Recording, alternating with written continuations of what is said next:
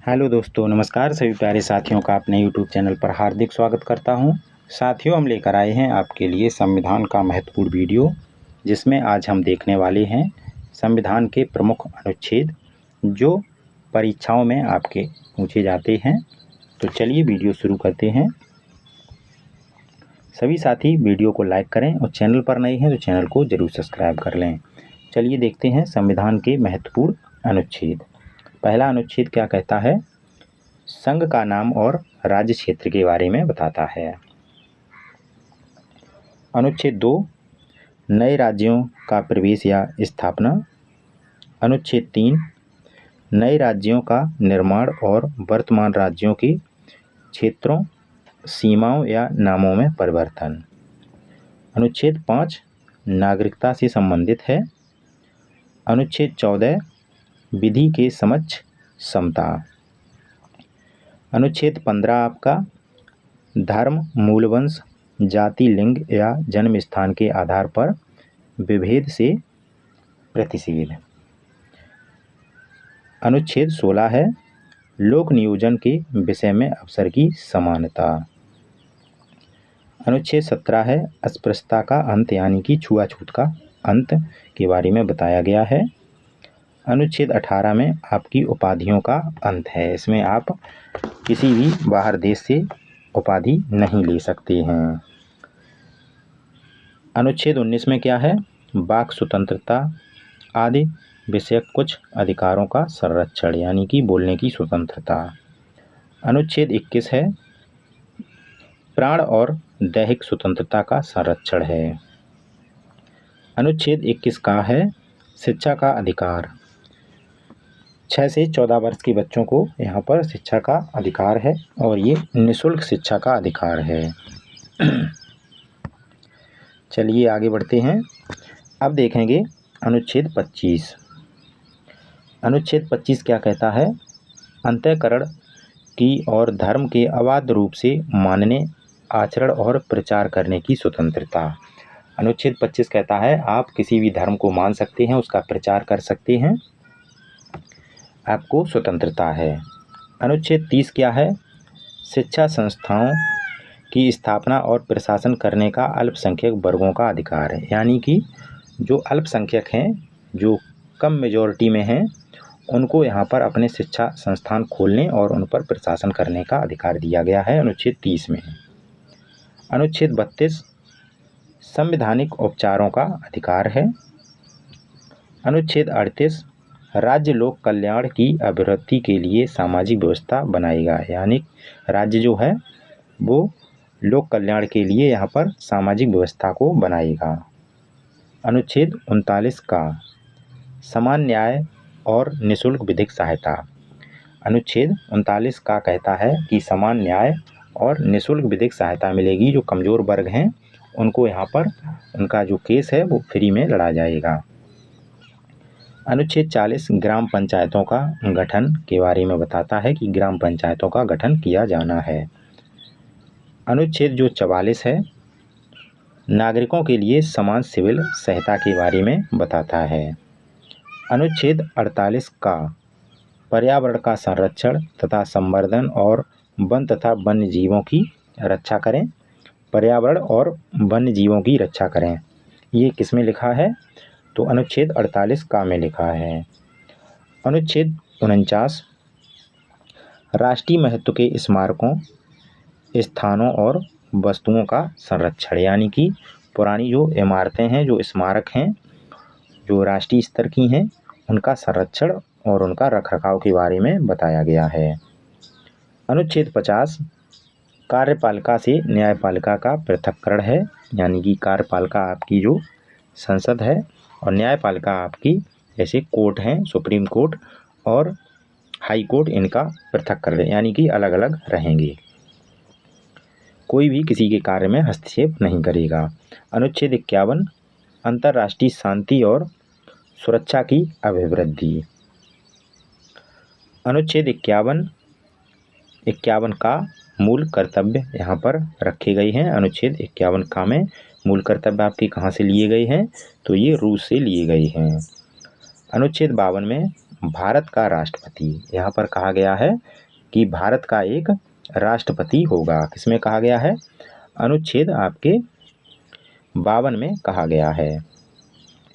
आगे देखते हैं अनुच्छेद 53, संघ की कार्यपालिका शक्ति। तो संघ है जो आपका, उसकी कार्यपालिका शक्ति के बारे में अनुच्छेद 53 में बताया गया है। अनुच्छेद 54, राष्ट्रपति के निर्वाचन की रीति बताई गई है कि अनुच्छेद 54 में कि राष्ट्रपति का चुनाव कैसे होगा, निर्वाचन कैसे किया जाएगा। अनुच्छेद 60 में राष्ट्रपति की शपथ के बारे में है, उनको शपथ दिलाई जाएगी। अनुच्छेद 61 में राष्ट्रपति पर महाभियोग चलाने की प्रक्रिया के बारे में बताया गया है। अनुच्छेद 63 में भारत का उपराष्ट्रपति होगा, उसके बारे में यहाँ पर बताया गया है।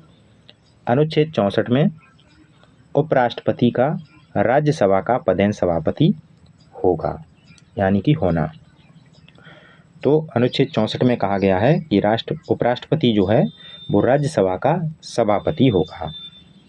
अनुच्छेद 72 में क्षमा आदि की और कुछ मामलों में प्रविलंबन, विराम, परिहार या लघुकरण की राष्ट्रपति की शक्ति है, यानी कि अनुच्छेद 72 के तहत राष्ट्रपति किसी की सजा माफ भी कर सकता है, बढ़ा भी सकता है, कम भी कर सकता है।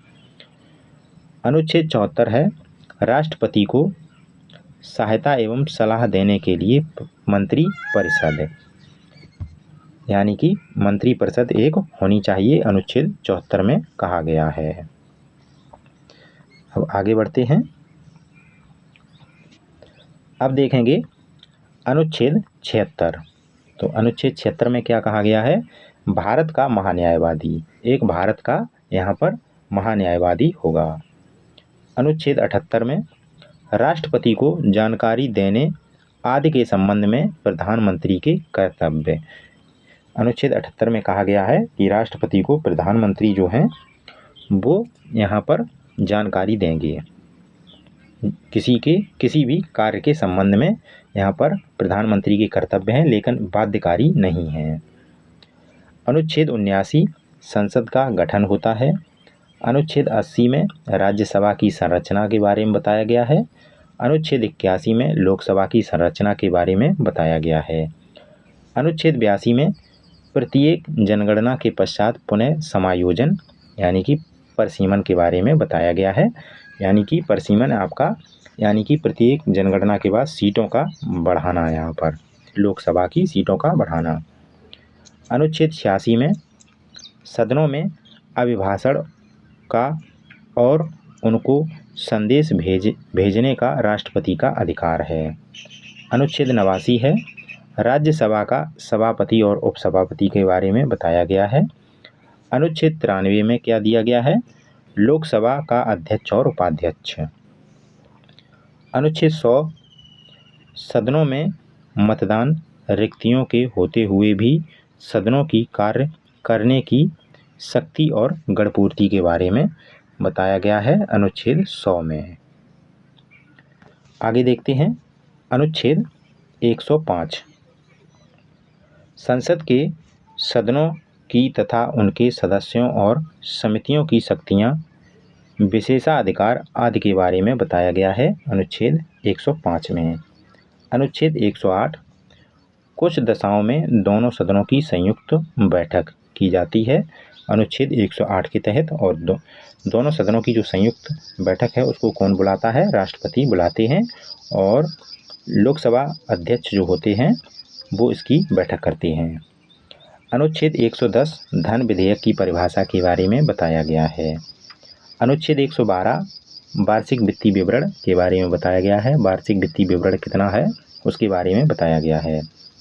अनुच्छेद 114 विनियोग विधेयक के बारे में बताया गया है। अनुच्छेद 115 अनुपूरक अतिरिक्त या अधिक अनुदान के बारे में बताया गया है। अनुच्छेद 116 है लेखा अनुदान, प्रत्यानुदान और अपवादा अनुदान के बारे में बताया गया है। अनुच्छेद 123 संसद के विश्रांत काल में अध्यादेश प्रख्यापित करने की राष्ट्रपति की शक्ति, अध्यादेश राष्ट्रपति ला सकते हैं अनुच्छेद 123 के तहत। अनुच्छेद 124 आपका है उच्चतम न्यायालय की स्थापना और गठन, यानी कि सर्वोच्च न्यायालय की यहाँ पर सुप्रीम कोर्ट की स्थापना के बारे में कहा गया है 124 में। अनुच्छेद 129 देखते हैं, उच्चतम न्यायालय का अभिलेख न्यायालय होना, यानी कि जो उच्च न्यायालय है उसका एक अभिलेख न्यायालय होना।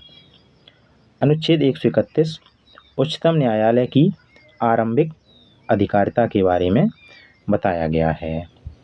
अनुच्छेद 137 क्या है, निर्णयों या आदेशों का उच्चतम न्यायालय द्वारा पुनर्विलोकन, यानी कि पुनर्विलोकन कर सकते हैं अपने निर्णयों का। अनुच्छेद 143 उच्चतम न्यायालय से परामर्श करने की राष्ट्रपति की शक्ति है, यानी कि राष्ट्रपति उच्चतम न्यायालय यानी सुप्रीम कोर्ट से परामर्श ले सकती हैं, लेकिन उसे मानने के लिए राष्ट्रपति यहाँ पर बाध्य नहीं है। आगे बढ़ते हैं, अगला क्वेश्चन दिया गया है यहाँ पर। अगला अनुच्छेद है, क्या है, अनुच्छेद 148 भारत का नियंत्रक एवं महालेखा परीक्षक एक होगा। इसके बारे में क्या कहा गया है, अनुच्छेद 148 में कहा गया है। अनुच्छेद 153 में राज्यों के राज्यपाल के बारे में बताया गया है कि राज्य का एक राज्यपाल होगा। अनुच्छेद 163 राज्यपाल को सहायता और सलाह देने के लिए मंत्रिपरिषद का गठन होगा, अनुच्छेद 163 में। अनुच्छेद 165 राज्य का महाअधिवक्ता, यानी कि राज्य में एक महाअधिवक्ता होगा, अनुच्छेद 165 में कहा गया है।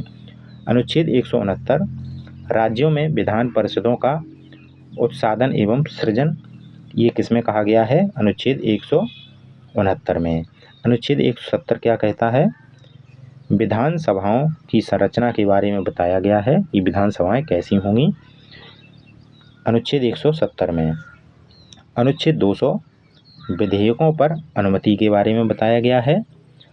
अनुच्छेद 213 विधानमंडल के विश्रांति काल में अध्यादेश प्रख्यापित करने की राज्यपाल की शक्ति के बारे में बताया गया है। अनुच्छेद 214 राज्यों के लिए उच्च न्यायालय। अनुच्छेद 215 उच्च न्यायालयों का अभिलेख न्यायालय होना। अनुच्छेद 226 है कुछ रिट निकालने की उच्च न्यायालय की शक्ति है, यानी कि उच्च न्यायालय जो है वो रिटें जारी कर सकता है, अनुच्छेद 226 के तहत। अनुच्छेद 233 क्या है, जिला न्यायाधीशों की नियुक्ति होती है, अनुच्छेद 233 के तहत। तो ये यहाँ पर हम कुछ महत्वपूर्ण आपके अनुच्छेद इस वीडियो में लेकर आए थे। तो यह वीडियो आपको कैसा लगा, वीडियो अच्छा लगा हो तो सभी साथी वीडियो को लाइक करें, चैनल पर नए हैं तो चैनल को जरूर सब्सक्राइब करें, और आगे जो आपके अनुच्छेद रह गए हैं वो अगली वीडियो में हम लेकर आएंगे। तो सभी साथी वीडियो को लाइक कर दें, चैनल को सब्सक्राइब कर लें। मिलते हैं अगली वीडियो में, तब तक के लिए धन्यवाद।